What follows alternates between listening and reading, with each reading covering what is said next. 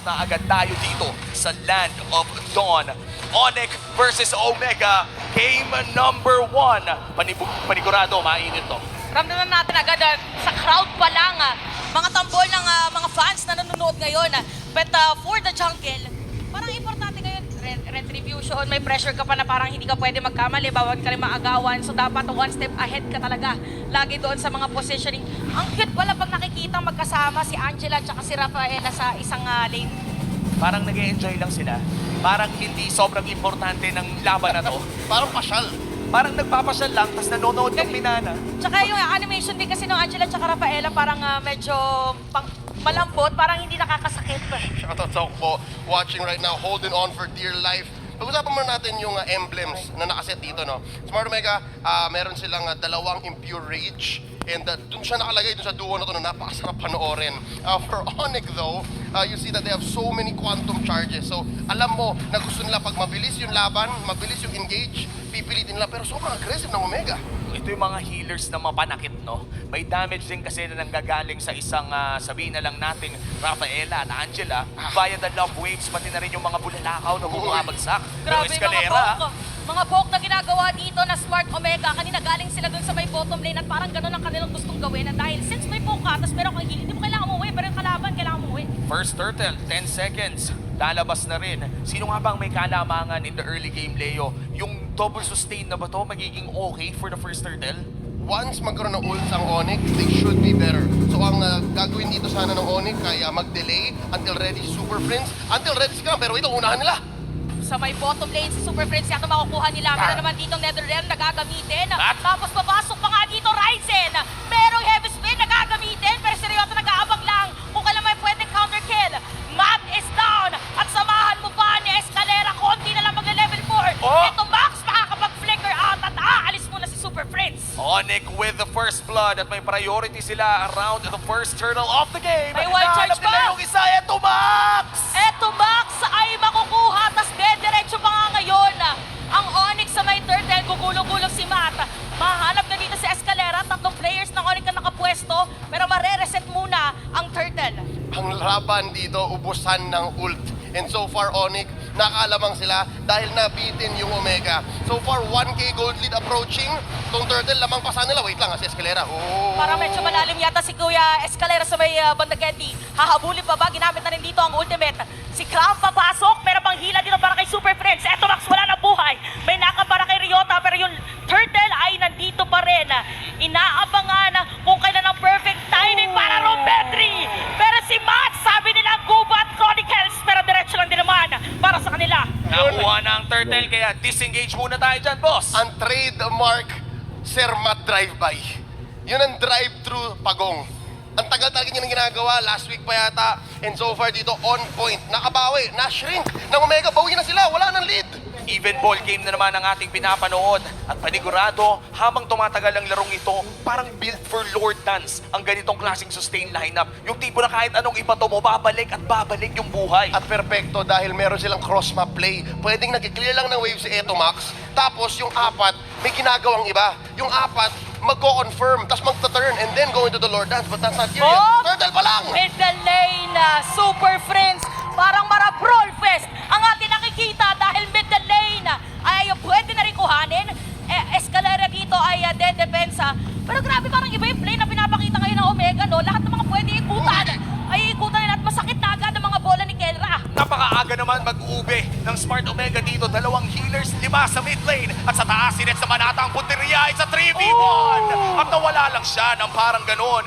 2 for 2 ang ating kill score. Natalian pa nga si Nets nung moment na yon, kaya naman na Omega ay lamang para sa ating laro. Pero Onyx parang nagugulat sila sa nangyayari ngayon. Nabaliktad yung lineup nila na dapat sila yung may gulpit-gulat factor.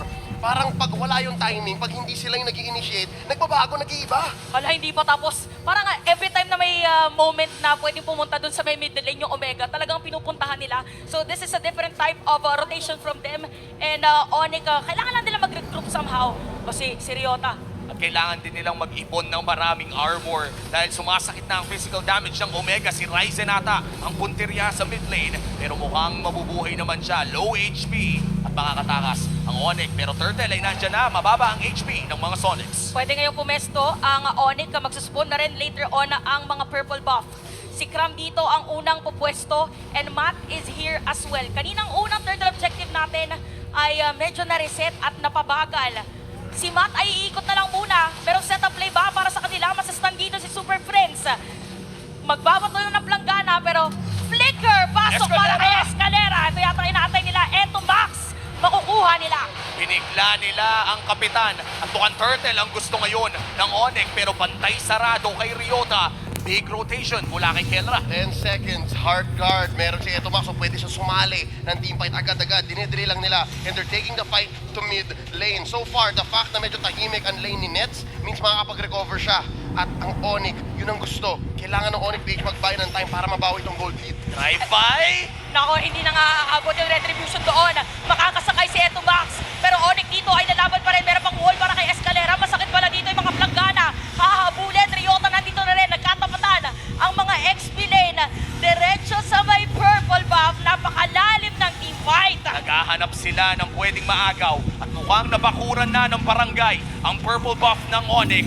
Masesecure nila ang purple kontra sa Turtle na nakuha ng Onyx. Trinade pa rin nila. All this while, kahit walang retribution, si Sir Matt. Now, Onyx PH, anong nagawa nila dun sa early game lead nila? Tapos medyo nagulo going into the mid.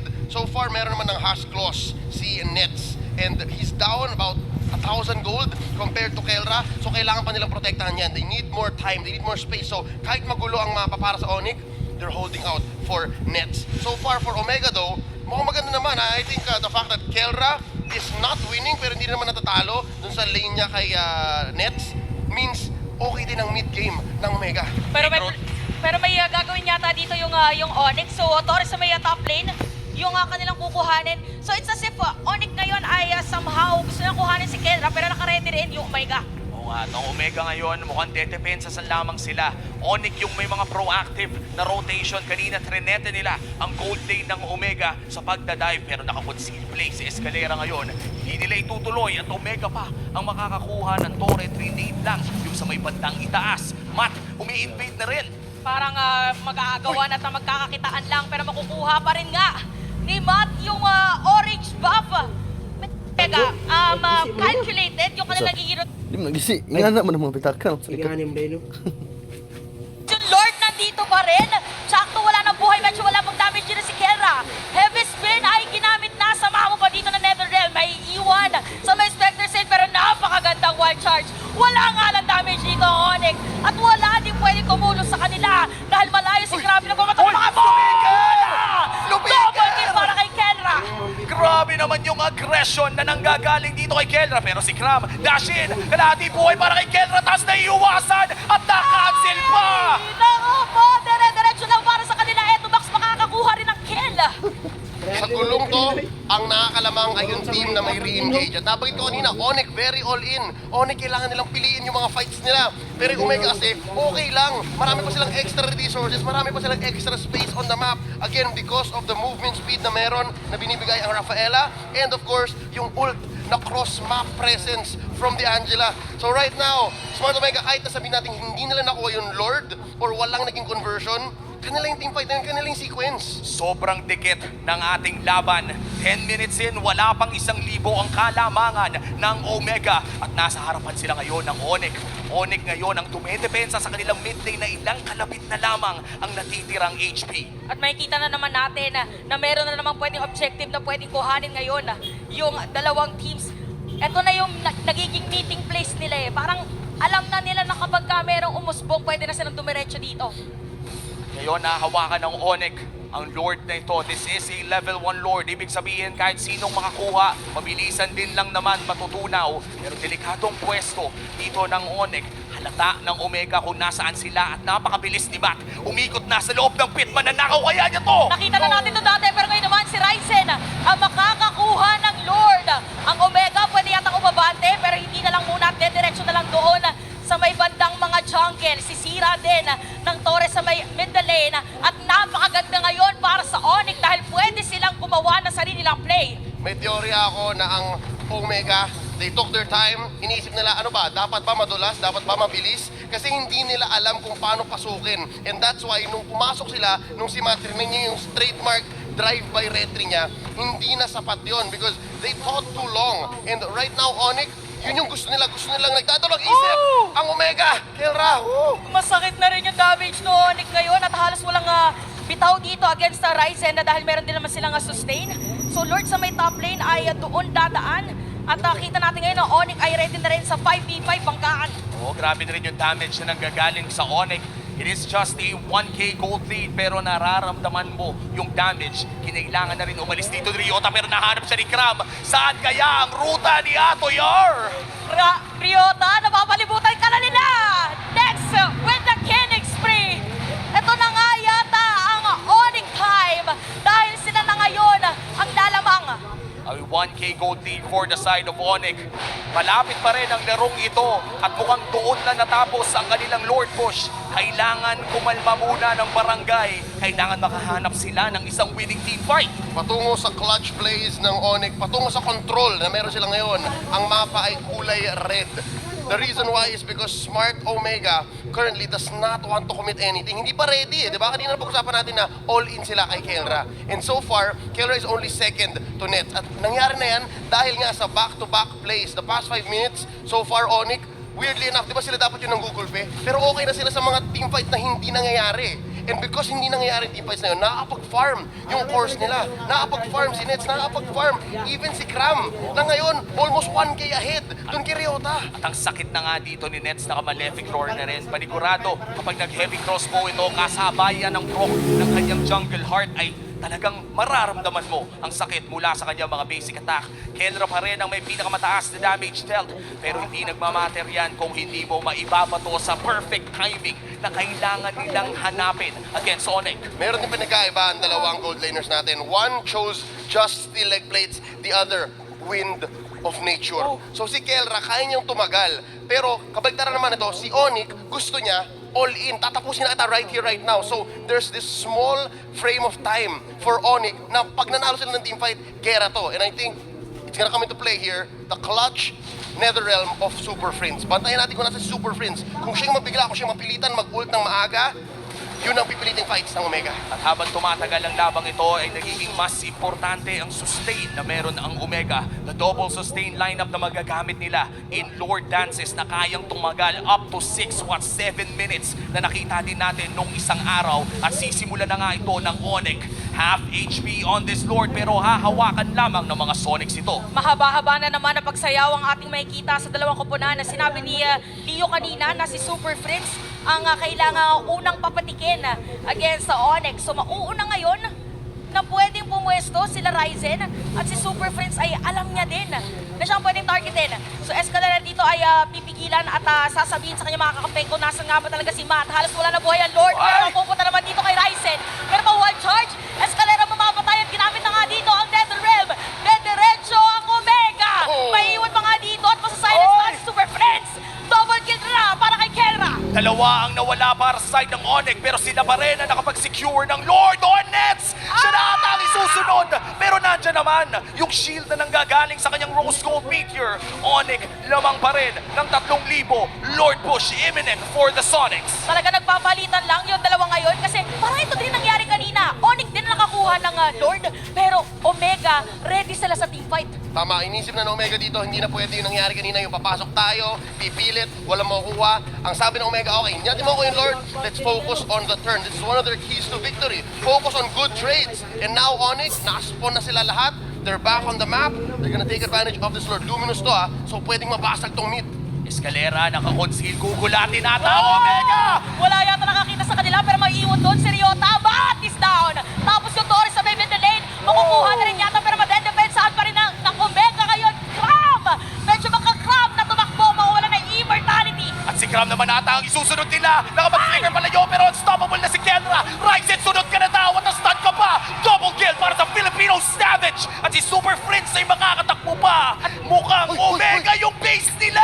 Makikita mo doon si Escalera de derecho pero parang hindi yata kaya dahil meron na ring minion ngayon ang Omega. So mapipilitan sila ngayon ulit na mag-clear na minion wave. The Haas ang sinagot sa dahas ng Onyx. Dahil Omega, they came to play again the art of the turn. Pero nakakatakot tong isipin dahil yung ekonomiya ay hindi pumapanig sa Omega. That's permanent damage dealt to mid and to top. So eventually, kahit nasabihin natin yes, maganda yung cross map presence nila, meron silang Ryota on the Pakito, meron silang Etomax on the Angela, and they have movement speed from Rafaela on Chaknu. Parang at some point, nakinita ko mauunahan sila dito, mabibigyan sila ni Nets. So they can't do this, hindi ito pwedeng paulit-ulit. At ang lakas na rin ng epekto nito sa susunod na Lord fight considering na top at mid ang nabasagan sa side ng Omega. Ibig sabihin nito yung mga malalaking minions ay patuloy lamang tutulak sa side ng Onyx Philippines at ang dayo ng Lord Pit nun for the side of Omega. Pahirap ng pahirap ang laro para sa barangay. Tama ka to, nakita na natin to week in, week out, especially in the past couple of weeks, lalo na nag-stabilize ang ating metagame. We've seen it. Yes, tama, malakas si Pakito, worthy of being first picked, first face picked. Pero nakita natin, the game that he loses is because na-overload siya. Minsan marami na siya masyadong binibigyan na assignment. And right now, Atoy R, looking at his build, it's a hybrid build. Meron siyang damage and then a solid amount of sustain. But with that said, it depends on the moment. In the moment, anong gagawin niya? Mag-split push ka, take care of the long lane, or huntingin mo si Nets? Kailangan na kailangan talagang i-assess ng tama at kung mapansin natin, Omega, parang nag-aantay lang sila doon sa pwedeng, di ba, mapasok si Onyx. If ever na matapos yung teamfight at makakuha ng objective si Onyx, tsaka lang sila nag-teamfight. Ngayon naman, kailangan sila yung mauna. Kanina nangyayari, Onyx ang nakakakuha ng Lord. Teamfight sa kanila, pwede nilang balik na rin ngayon kasi wala na silang inhibitor turret eh. Isa na lang Third Lord of the game at mukhang yun nga ang gagawin ng Onyx. Aabangan nila ang mga minion waves na mag-push sa gitna at sa taas para sa side ng Omega. Kayang hawakan ito ni Ryzen ng buong araw. Ito yung literal na kahit wala silang healer ay makunat naman at may shield din. Pero pumipwesto na dito ang apat mula sa Omega. Pinadala nila ang Angela doon sa itaas kasi may hard guard naman. Alam mo yan, dyan na yun, pwede rin puntahan if ever. Ayan, si Etomax ang abang. Napanood natin dati merong medyo hindi nila alam kung dedepensa ba si Etomax. Iiwan ba nila yung may top lane. So ang dami kailangan bantayan ngayon ng Omega. At yung side naman ng Onyx, parang nakatayo na lang, hinahayaan na lang nila yung Lord. Wala nag-hit. Yan natin to, yung pixel brush ni Cram. Hindi ko may gugulatin to Nagkaantay lang yan. Ang daming pwedeng sagot ng Onyx on a whim. Escalera goes in! Tapos yung Lord ay napunta sa side ng Onyx. At mukhang magdi-disengage lang sila ng parang ganun lang. Naku, hindi na rin umabot. Parang hindi na nagkaroon ng entry point dito ang Omega. And Onyx 4.6k gold lead. Again, walang dalawang inhibitor turret ngayon ng Omega. Pwede na diretsuhin. Nagmistulang maestro si Escalera. Sabi niya, 1, 2, 3, game. Isabay mo yung red 3 sa wild charge ko. At masayang masaya ang Sonics doon. They're happy with this 4k gold lead. They're happy with the secured, evolved Lord. Sabi na, sa base na lang. Let's wait for the odds. Let's wait for the big resources. At doon tayo magkaalaman. I think this is the third Lord of the game as well. Pangatlong Lord push na dedepensahan ng barangay. Kilala natin ang dugo ng Omega. Sila ang dumedepensa ng paulit-ulit hanggang mabaliktad nila ang laro. Kaya nilang gawin ulit to against Onyx as the Lord pushes down in mid lane. Onyx ngayon ay pwedeng kumatok. Yung Lord ay nandito sa may mid lane. Medyo masasaktan doon at ginamit na nga yung heavy spell. Matt ay mabibili na lumalayo pero madedepensahan pa rin yung Lord. And Matt ay patay ngayon. Mababawasan. May minion wave pa ngayon para sa side ng Onyx. Dalawa may immortality. Madedepensahan pa ng barangay. Pero tower lock na yata para kay Nets. Pero kaya pa naman din now! Godlike na para kay Kenra! Tapos nahanap nila si Ned, si Escalera nag-conceal pa pero too late na dahil nasabak pa si Super Prince. Tatlong wala sa Onyx. Mukhang Omega naman yata ngayon ang pwede dumiretso. Dalawang torre ka lang pwede i-push at mag-clear namin yung wave. From macro patintero to micro patintero, sinong unang magko-commit sa ano o dadaan, kaliwa o kanan, sa loob ng base? Nagdalawang isip ang minions at ang buong kupunan. Base ba tayo or turn? And dun nagkaalaman. Onyx, PH, ang dami nilang nawala doon. And right now, momentum ay sa barangay. O, didiretsuhin pa nga yata. Talagang alam mo na yung Omega yung movement nila ngayon. Since meron silang dalawang taga-sustain, sige, kapitan lang natin. Diretsuhin lang natin kay Kenra. At pag may papasok, ready si Ryota. Perfect game so far for Kenra. 8-0-3. Okay, Lord coming up in about a minute. Lampas na tayo ng 20-minute mark. Bago natin pag-usapan kung ano yung next panoorin natin. Again, papasok si Escalera, nag-wall muna siya. Tapos nakalimutan nila, wait lang guys, turn ba? Or dun sa base muna? And masyado na malaki yung space na nabigay kay Kelra. Masyado na maraming damage. and nawala na. Nasira na. That could have been the end. Pero sabi ni Omega, okay, goods. May isa pa tayong life. At tignan mo naman yung flicker na ginawa ni Kelra doon, papasok para mahanapan ng angulo si Nets. That is the killer instinct from the Filipino Savage, the gold standard. Alam mong malakas kapag dalawa na yung nickname sa ligang to. Parang ang dami na, ay, sa bagay, kasi ang dami na din na talagang napakita ng mga moves. At saka yung mga ganun, yung sinasabi natin gulat. So for Onyx, kailangan na i-activate ngayon yung mga ganong gulat. At dumating na naman tayo sa point ng laban kung saan lumagpas na ng 20 minutes. Pero parang delikado yata si Kuya Crab dito sa may bottom lane. Hindi, ano lang, silip lang.